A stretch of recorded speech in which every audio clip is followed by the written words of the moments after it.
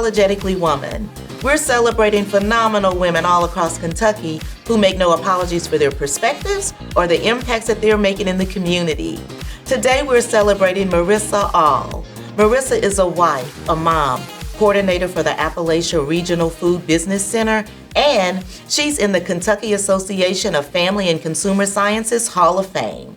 Unapologetically Woman, Marisa Aull, that's you. Congratulations. Thanks so much. Thanks for having me today. I'm so glad to be with you today. So tell us, you're from Berea. I grew up in Berea, so I moved there when I was 6 weeks old, so really Berea was home. My dad was a professor at Berea College and then later the director of international students, and actually ended up staying and going to college there as well. And so your brother also went there. He did. So we. I love him so much. Oh, thank you. He turned out great. Yes, he did. He did. He was a wild child, but he turned out great. So Eamon and I both went to Berea College. Our dad was diagnosed with multiple sclerosis when we were in high school, and we just sort of felt like we needed to stay close to home. But both had wonderful experiences, and both got degrees in child and family studies. Mine was mostly in nutrition and dietetics, and he went the early childhood route. Well, but that's really close to you because you have 2 children of your own. I do. So I have Bella, who's 17 and a junior at Henry Clay in the Liberal Arts Academy. And then I have Will, who's 7 and a first grader. That's a big, yes. We have a really big gap. So we had Bella and then really wanted a second child. Unfortunately, Bella and I were hit by a drunk driver.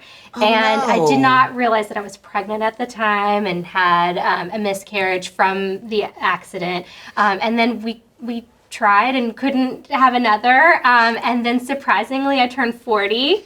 And that was a big surprise. I was not expecting that, but I couldn't have imagined it any other way. And so we have Will, who's 7, and he's a first grader at Cassidy. Oh, wow. Mm-hmm. So Bella, have you guys started doing college visits and all of that? How are you taking that? It's awful. It's terrible. So we live really close to the University of Kentucky, and so she likes the University of Kentucky. She would consider going there, but she would prefer to go somewhere else. Mm-hmm. I think she's looking at University of Florida, University of South Carolina. She also likes Clemson. So we'll see, but I'm not. Is it doing something to your heart? Heart's broken.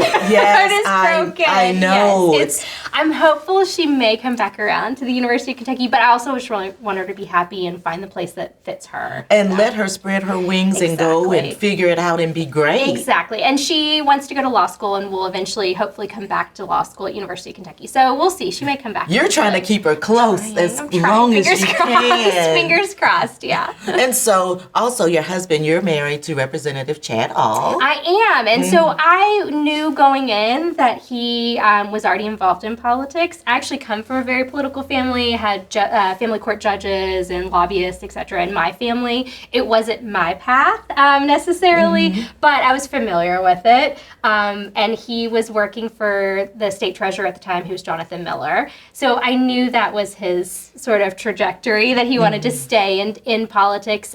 He didn't actually, so he's always supported folks who were elected. He didn't actually decide to run until much later than I anticipated, but I knew it was coming. And one of the things I always tell him is, as long as we do it as a family and we do it for the right reasons.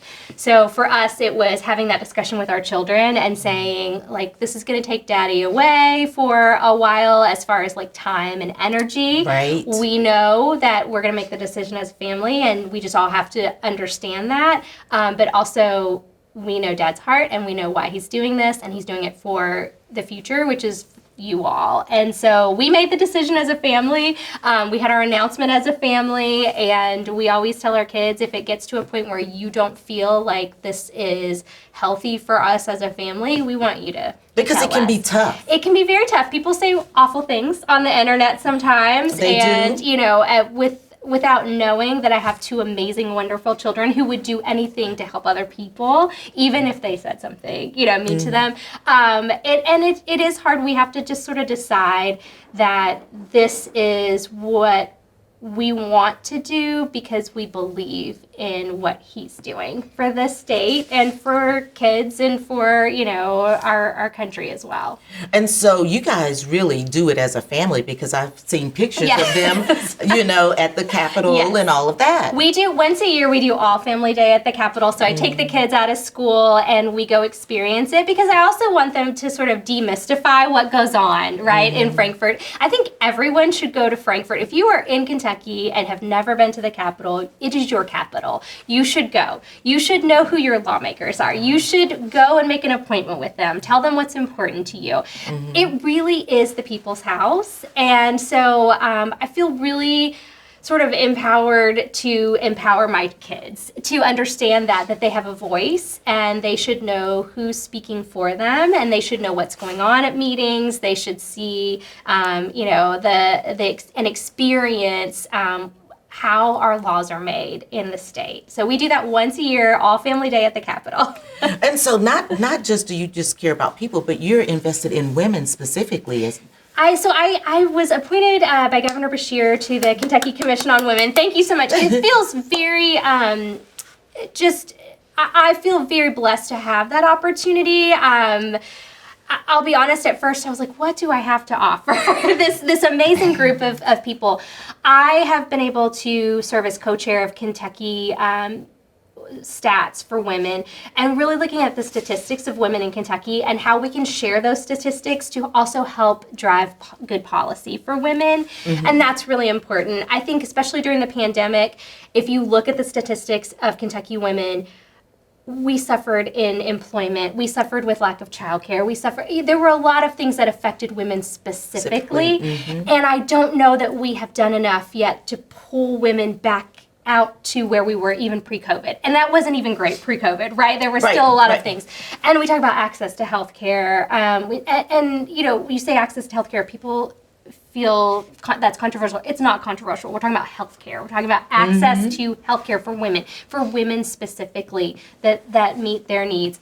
Look at wage and how there's not a good comparison, right, for men. We have the Lilly Ledbetter Act. It doesn't mean that we're still making the same that our male counterparts are making. Well, we know we are. And we aren't. The data shows that. The data shows that. Yes, we're hired at less than our male counterparts. We're often not promoted as quickly or at the same rate, that our male counterparts. So we want to show this data in a very nonpartisan way, because the numbers are the numbers, so that it can help drive a policy that's meaningful for women in Kentucky. And so what do you think is the biggest challenge for women in Kentucky?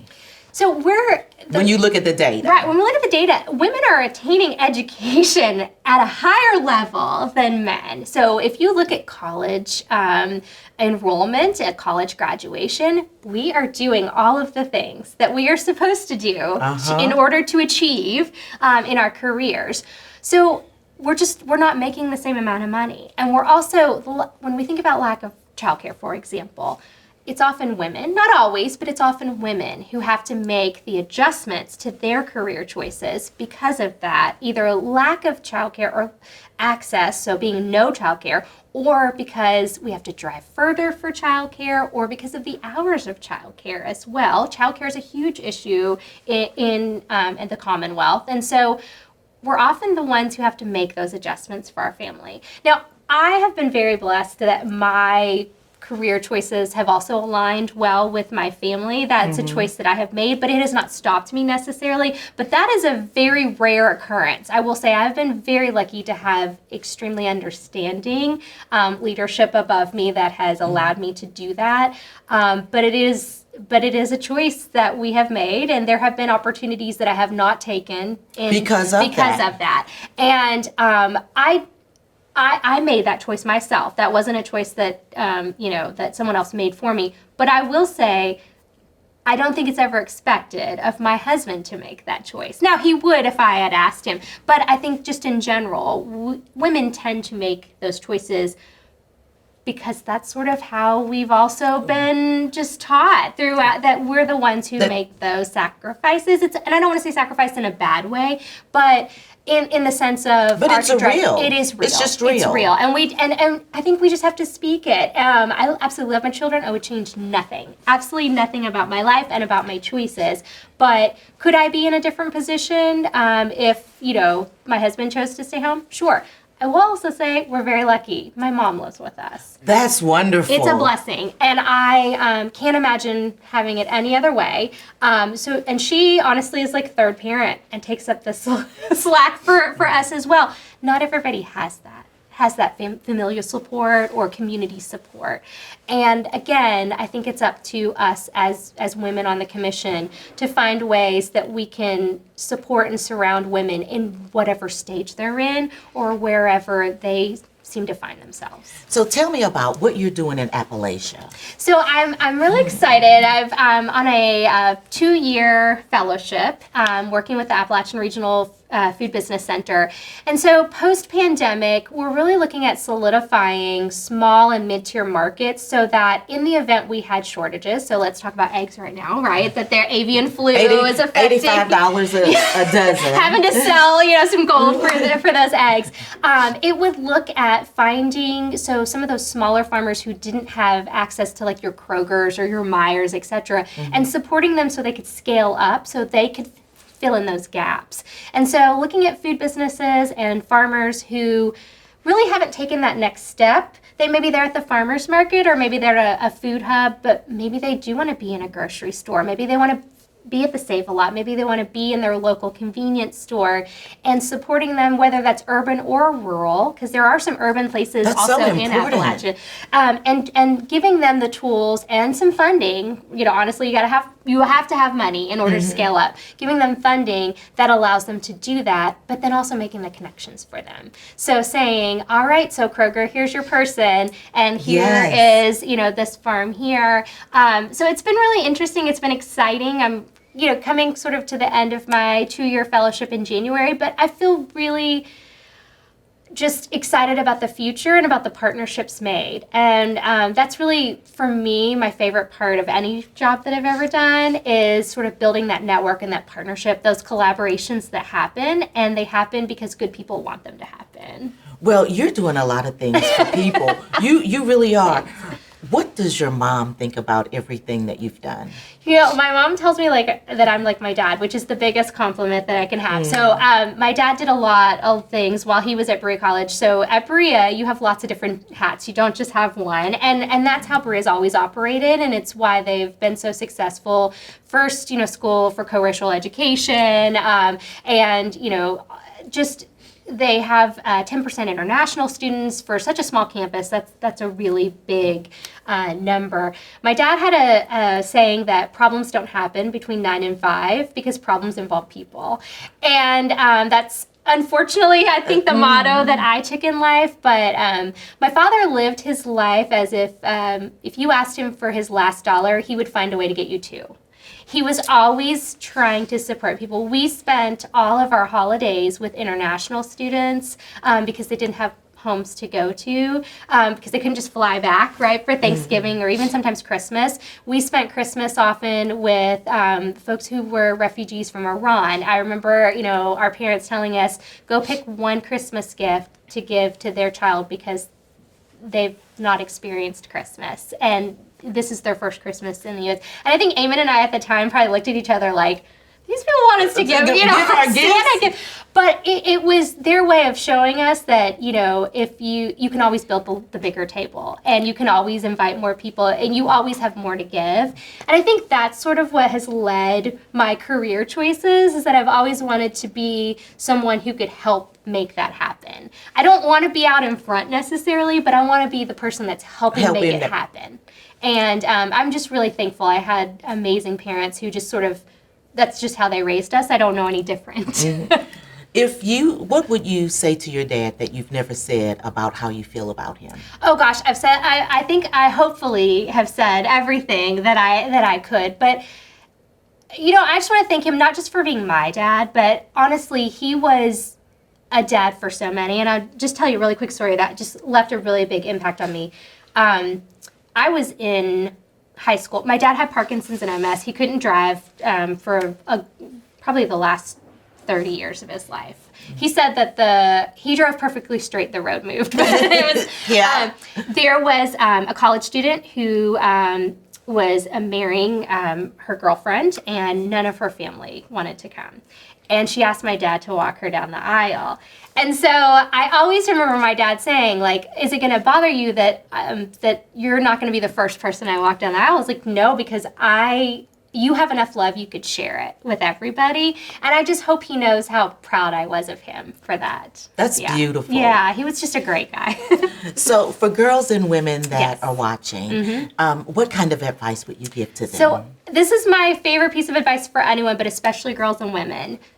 Don't close the door before it opens. And the reason I say that is so many times, and I tell my daughter this all the time, unless you try, you don't know.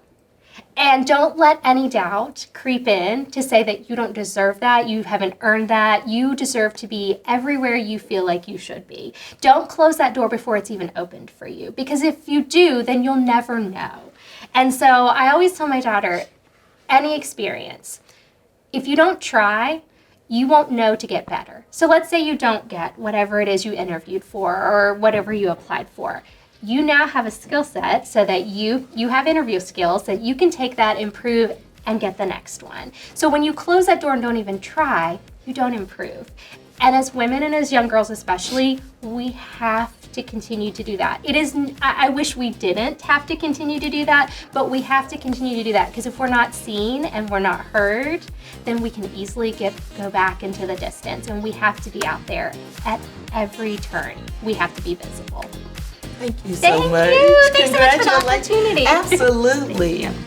You guys continue to watch as we celebrate other phenomenal women just like Marisa on Unapologetically Woman. We'll see you soon.